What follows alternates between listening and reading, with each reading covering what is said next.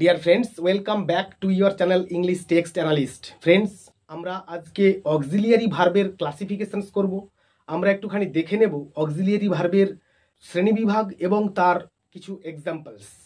এই ভিডিওটা দেখার আগে তোমরা অবশ্যই আমার ভার্বের ক্লাসিফিকেশনসটা অবশ্যই দেখে আসবে, না হলে তোমাদের বুঝতে অসুবিধে হবে। So let's have a look.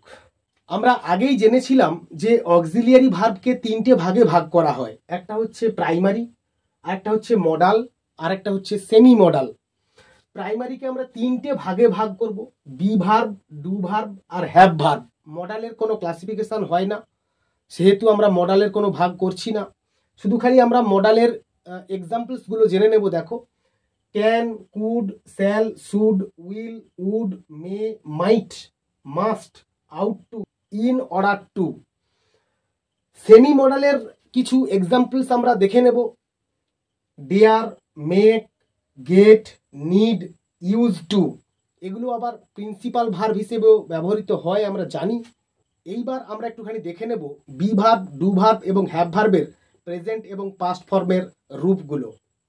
তো আমরা প্রাইমারিকে তিনটে ভাগে ভাগ করেছিলাম, একটা হচ্ছে বি ভার্ব, ডু ভার্ব আর হ্যাভ ভার্ব। এবার বি ভার্বের দুটো রূপ হয়, একটা হচ্ছে প্রেজেন্ট ফর্ম, একটা হচ্ছে পাস্ট ফর্ম। এবার প্রেজেন্ট ফর্মের রূপগুলো কি কি? M, is, R. পাস্ট ফর্মের রূপগুলো কি কি? ওয়াজ, ওয়্যার। ডু ভার্বের প্রেজেন্ট ফর্মের রূপগুলো কি কি? Do, does. পাস্ট ফর্মের রূপগুলো কি কি? ডিড। ঠিক একই রকম করে হ্যাভ ভার্বের প্রেজেন্ট ফর্মের রূপ হচ্ছে হ্যাভ, হ্যাজ, আর পাস্ট ফর্মের রূপ হচ্ছে হ্যাড।